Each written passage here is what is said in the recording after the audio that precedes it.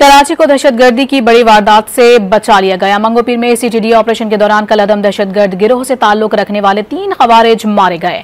हुकाम ने दहशतगर्दों की जानिब से 2-3 अहम मकामात पर हमलों की मनसूबाबंदी किए जाने का इंकशाफ किया है। मारे जाने वालों में एक दहशतगर्द के सर पर 2 करोड़ रुपए का इनाम मुकर्रर था।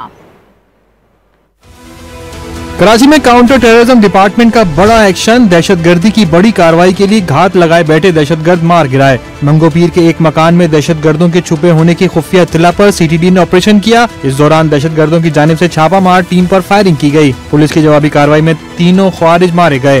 काफी महीने पहले एक इन्फॉर्मेशन आई थी कि कराची में एक तश्कील भेजी गई है। काफी दिनों से रखी थी और उसके घर का हमने आइडिया लगा लिया था किस तरफ है। तो आज रात को वहाँ पर रेड किया। रेड के दौरान उनके मुकाबला हुआ उनसे, जिसमें 3 दहशतगर्द हलाक हुए हैं।